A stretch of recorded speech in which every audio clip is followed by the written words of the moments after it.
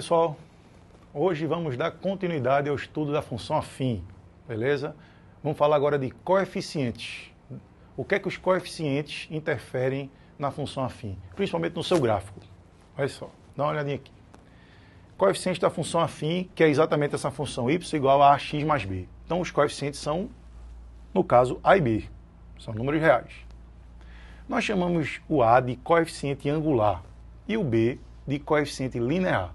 Agora vamos dar uma olhadinha o que é que eles fazem, né? onde eles interferem. A ideia basicamente é a seguinte. O coeficiente linear primeiro, que é o mais fácil. Se você pega essa função y igual a x mais b, você vai ver que quando o x for zero, toda vez que o x for zero, o y vai ser a vezes zero mais b. Se o x for zero, vai ficar a vezes zero mais b. Só que a vezes zero é zero. Então, y vai ser igual a b. Então, numa função afim, toda vez que o x for zero, o y é b. Quer dizer que o zero sempre liga com b. Quer dizer que no gráfico sempre vai existir o ponto 0b. E onde fica esse ponto 0b? Se você olhar direitinho, vamos dar uma olhada aqui no gráfico. Toda vez que o x for zero, o y vai ser b. Olha, o ponto 0 e b é esse ponto aqui, ó. X é 0 e y é b. Isso aqui é o ponto 0 e b. Entenda uma coisa. O coeficiente linear, o b, vai lhe dizer onde o gráfico, que é uma reta, corta o eixo y. Então, toda função afim corta o eixo y, o eixo das ordenadas, no b, que é o coeficiente linear. Então, o que acontece quando você vai aumentando o b? A reta vai subindo. Porque vai modificando exatamente onde vai cortar o eixo y. E quando o b vai diminuindo, a reta vai descendo. E eu vou mostrar a você que funções que têm o mesmo a e mudam o b são retas paralelas. Daqui a pouco a gente chega lá. Isso é um pouco até de função entrando em analítica, em geometria analítica, mas não vamos também entrar muito não. Mas função do primeiro grau, o estudo da função do primeiro grau, função afim, envolve um pouco de analítica também, que é o estudo da reta. Vamos lá. Então já sabe, coeficiente linear. Você olhou para um gráfico, onde está cortando o eixo y é o b. Porque toda vez que o x for zero, o y vai ser b. Isso é muito importante. Beleza, pessoal? Então, coeficiente linear tá ok. Vamos agora voltar para o coeficiente angular. Deixa eu dar uma apagadinha aqui. O que eu quero agora é voltar para o coeficiente angular. Veja só. Toda reta, ela possui um ângulo de inclinação. Vou chamar aqui, ó, alfa. Esse ângulo, preste atenção, esse ângulo, ele é medido sempre a partir do eixo x, do eixo das abscissas. Então, quando a reta é horizontal, quer dizer, paralela a x, a gente diz que o ângulo é zero. Aquele ângulo de inclinação da função é zero. Daquela régua é zero. Daquela reta é zero. Mas se ela é crescente, esse ângulo fica sempre entre 0 e 90. Se ela é decrescente, esse ângulo fica entre 90 e 180. Estão conseguindo visualizar isso? Então, a reta crescente, o ângulo está aqui, ó, entre 0 e 90. Uma reta decrescente, o ângulo está aqui, ó, x para cá, é um ângulo entre 90 e 180. Mas a gente chama isso de ângulo de inclinação da reta, alfa, chama de alfa ali. Aí veja só, o importante aqui é você entender o seguinte, que se você pega nessa reta, dois pontos quaisquer, vou até esticar um pouquinho essa reta.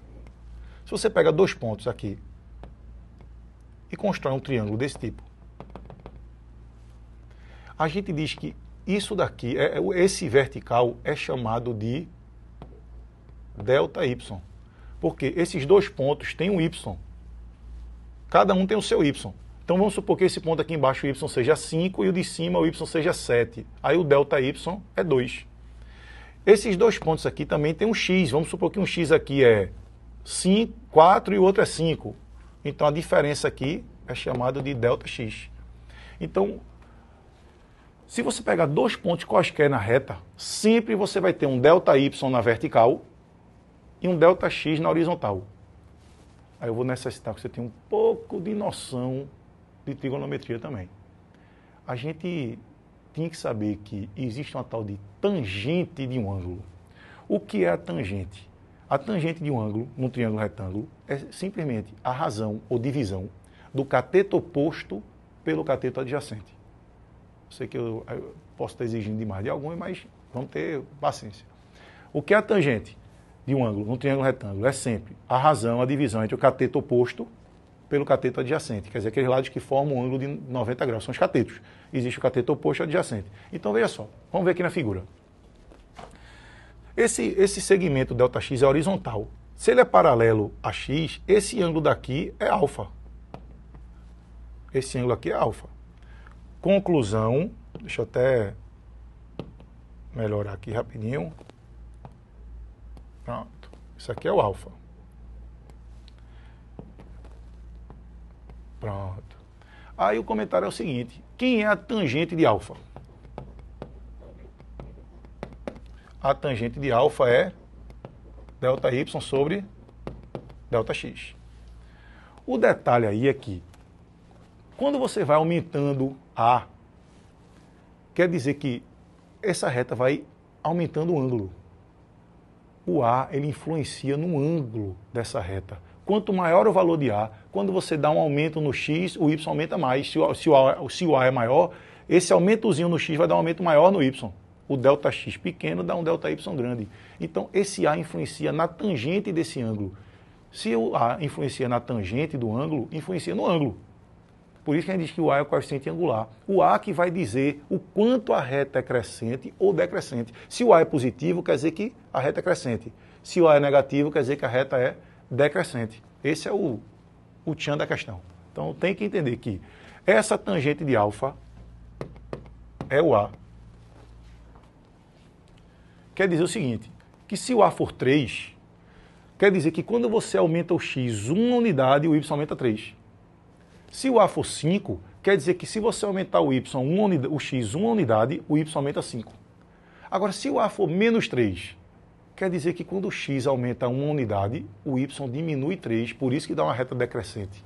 Então, o segredo aqui é você entender que o A é justamente o que vai fazer a variação dessa função. O ΔY e o ΔX dependem exatamente desse A. Então, toda vez que o X aumentar uma unidade, o Y vai aumentar ou diminuir o A. E esse A é justamente a tangente de alfa. Então, o A influencia no ângulo da função, no ângulo dessa reta. Por isso que o A é chamado de coeficiente angular. Normalmente, as pessoas só necessitam disso aqui, ó. Quando A é, em função, no caso, quando A é maior que zero, a gente diz que a função tem como gráfico uma reta crescente.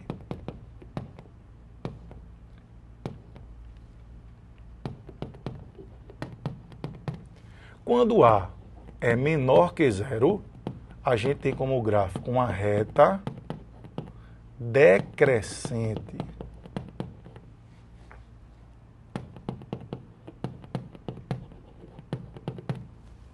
Agora, só por curiosidade, e se o A for zero, o que acontece? Se o A for zero, a função passa a ser constante. Então, é uma reta constante. Constante significa o quê? Horizontal, certo? Então, a reta constante. Constante, quer dizer, que é exatamente a função constante. Então, A é zero, função constante. Se o A é positivo, só que o problema é isso, o pessoal se limita a isso. A positivo é crescente, mas não é só isso não. Quando você vai aumentando A, 1, 2, 3, quando você vai aumentando a reta vai ficando cada vez mais crescente. E se você for diminuindo A, menos 1, menos 2, vai ficando cada vez mais decrescente. Então o A influencia nesse ângulo. O A é a tangente do ângulo. Isso é o que você tem que botar na sua cabeça. Tranquilo? Vamos lá. Então, já sabe o que o coeficiente angular faz. O A mexe no ângulo e o B mexe no ponto, no lugar onde vai cortar o eixo Y. Beleza? Isso é o recado fundamental. Vamos lá. Raiz da função. Rapaz, também chamado de zero da função. Tem questão, livro que chama de raiz ou zero da função. O que é o zero da função? O que é a raiz da função? Simplesmente, é um valor de x que zera a função. Na verdade, a raiz é um número que quando você substitui na função ali, dá zero. É o número que zera a função. Agora, normalmente, se eu quiser encontrar a raiz, o que é que eu vou fazer? Eu igualo a função àquela fórmula que tiver a zero. Porque eu vou descobrir qual é o valor de x que zera a função. Eu acho interessante quando a gente pergunta, o que é a raiz da função? Aí o aluno responde, igual a zero. Não, igual a zero é para achar a raiz. Você iguala a função a zero para achar a raiz. Mas o que é a raiz? É o resultado. É o valor de x que, quando substituído na função, zera a função. É o valor de x que zera a função. Isso é, por isso que o nome é raiz ou zero da função. Beleza? Então, o valor de x substituindo dá zero. Vamos lá. Então, se eu pego a função f de x igual a x mais b e quero encontrar a raiz, eu vou pegar, igualar ax mais b a zero. Conclusão, ax igual a menos b, onde x igual a menos b sobre a. Mas, sinceramente, precisa decorar que a raiz de uma função do primeiro grau é menos b sobre a? Não precisa, só é você igualar a zero e resolver. Aí você encontra a raiz. Só que no primeiro grau sempre vai ser menos b sobre a. Ok? Agora, eu queria interpretar isso no gráfico. Onde você visualiza essa raiz no gráfico? Veja só. O que quer dizer isso? Quer dizer que quando x for menos b sobre a, o y, o resultado, vai ser zero. Porque é exatamente a raiz. A definição é essa. O que é raiz? É o valor de x que zera a função. Então, se o x for a raiz, o y é zero. Então, sempre tem esse ponto, raiz zero. Nesse caso aqui é menos b sobre a é zero. E onde fica esse ponto? Esse ponto, alguma coisa zero, fica no eixo x. Então, ó, imagine que essa função aí tem um a positivo, vou inventar aqui, certo? Uma função é isso. Eu já sei que o b, olha para cá, o b aqui é positivo. Porque está cortando o eixo y. Só a reta, sem número nenhum, já me diz muitas informações. Aquela reta ali eu sei que tem um b positivo. Por quê? Porque o b é onde corta o eixo y, o eixo das ordenadas. Então, como está cortando o eixo y em cima, ali, a parte de cima do eixo y, quer dizer que o b é positivo. Como a reta é crescente, o a é positivo. Então, pela inclinação da reta, se é crescente ou decrescente, eu sei se a função, o a dessa função é positivo ou negativo. E onde corta o eixo y é o b. Então já sei se o b é positivo ou negativo, ou zero até. Beleza? Agora, e a raiz? É exatamente aqui, ó. Esse ponto menos b sobre a e zero é um ponto aqui. O x aqui é menos b sobre a. E o y é zero. Aqui é o b. Então veja. Sempre que você pegar o gráfico de uma função afim, é uma reta. Onde corta o eixo y é o b. Onde corta o eixo x é a raiz. Agora você não vê o a. O a não está explícito ali. O a vai dar o ângulo. O a tem a ver com o ângulo. Você só sabe se ele é positivo, negativo. Se você soubesse o ângulo, cálculo, por exemplo, se o ângulo for 30 graus, o a é a tangente de 30. Aí o cara tem que saber que é raiz de 3 sobre 3. Se o ângulo for 45 graus, a tangente de 45 é 1, o A é 1. Então o A é a tangente do ângulo. Então o A não é uma coisa que você olha para o gráfico e vê o valor de A. Mas o valor de B e o valor da raiz, você vê. O B é onde corta o Y, o eixo das ordenadas, e a raiz é onde corta o X, que é o eixo das abscissas. Tudo bem? Você está visualizando bem o B e o A. Tranquilo? E a raiz, no caso. Só por curiosidade, se eu tivesse... Deixa eu mudar a situação aqui, certo? Se o gráfico agora fosse assim, ó, só para você visualizar. Se o gráfico fosse assim. Olha esse gráfico. Responda, o B é positivo ou negativo? Não é para perder muito tempo, nem pensar muito não. O B é o coeficiente linear, onde corta o eixo Y. Então vamos olhar, ele estava cortando o eixo Y onde? Aqui, ó. Então tem um B positivo. Já sei que o B é maior que zero. Tudo bem? A raiz ali é positiva ou negativa? A raiz é onde corta o eixo X, o eixo das abscissas. Então, ó, a raiz está aqui, ó. Então eu já sei que a raiz é um número positivo, porque está para a direita. Tudo bem, pessoal? Agora, finalmente, o A é positivo ou negativo? Essa reta que eu coloquei agora é crescente ou decrescente? Não é decrescente? Então, o A é negativo. Então, olhando um gráfico sem número nenhum, você já sabe se o B é positivo ou negativo, o A é positivo ou negativo, a raiz é positiva ou negativa, ou zero também, que existe a possibilidade de ser zero. Por exemplo, o último exemplozinho aqui para a gente visualizar isso aqui agora. Se eu fizer isso,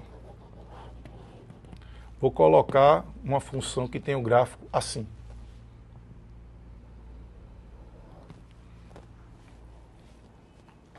Olha para esse gráfico. O B é positivo, negativo. Agora eu vou botar a opção correta. Positivo, negativo ou zero. Porque o número é positivo, negativo ou é zero. Então tem as três opções. Então, esse B é zero. Por quê? Vem cá. Porque o gráfico está cortando aqui, ó, na origem. Não corta nem em cima nem embaixo. Então eu sei que o B, nesse caso, é zero. Agora, e o A? O A é negativo. Menor que zero, porque é decrescente. E a raiz, que é onde corta o eixo X das abscissas, também é zero. Então, toda a reta que passa na origem, passou ali na origem, no 0, 0, naquele meinho, você já sabe que o B é zero e a raiz é zero. Só vai o A, se é crescente ou decrescente, ou constante. Aí você vai descobrir se o A é zero, positivo ou negativo. Tranquilo? Então, isso eu espero que tenha dado uma visão geral para você sobre o valor da raiz A e B. Tranquilo? Vamos lá. Fazer um exemplo aqui. Ok?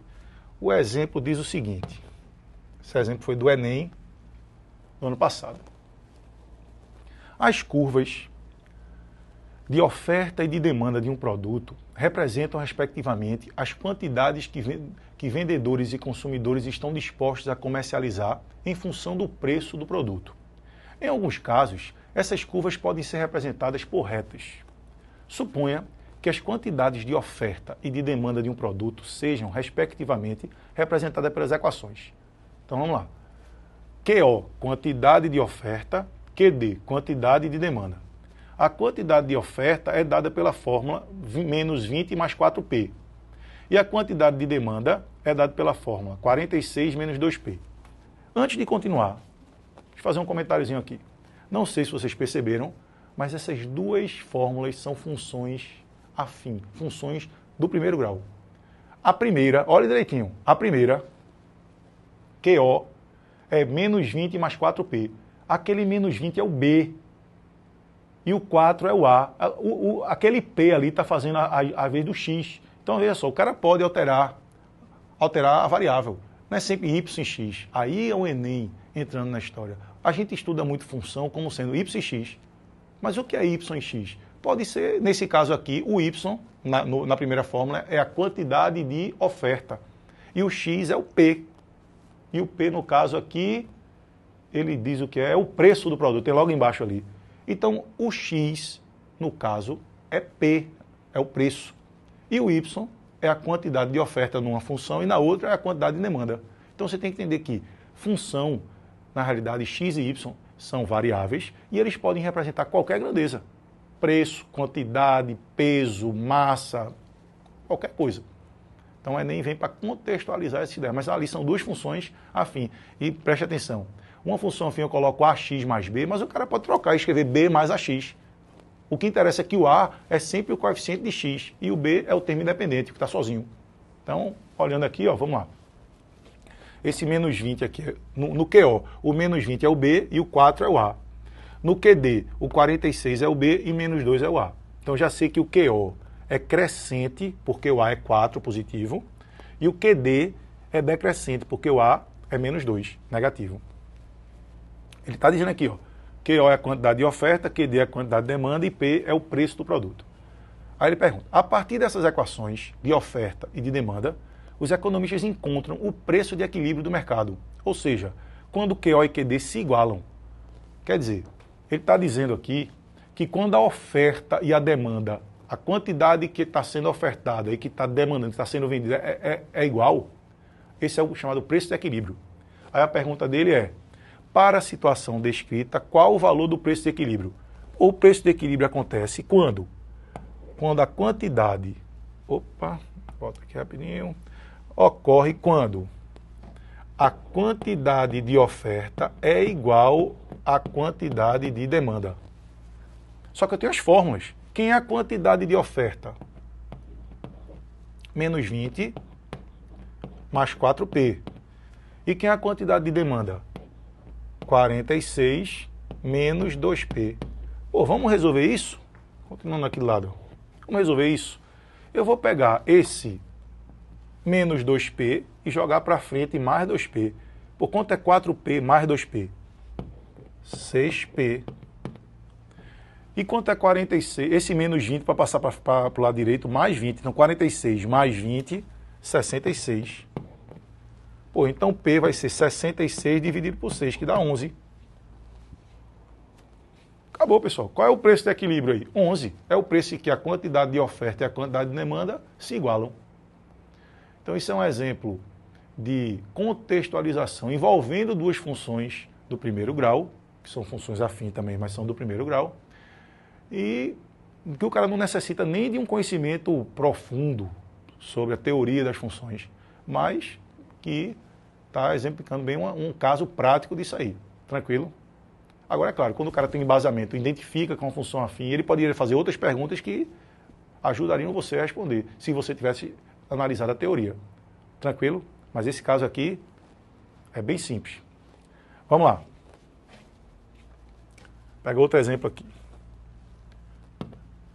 O próximo exemplo foi do Enem de 2011. Ele diz o seguinte: as frutas que antes se compravam por dúzias, hoje em dia podem ser compradas por quilogramas, existindo também a variação dos preços de acordo com a época de produção. Considere que, independente da época ou variação de preço, certa fruta custa R$ 1,75 o quilograma. Dos gráficos abaixo, no caso a seguir aí, o que representa o preço M pago em reais pela compra de N quilogramas desse produto é. Então veja só, o que ele quer na realidade é que você encontre qual é o gráfico que representa melhor.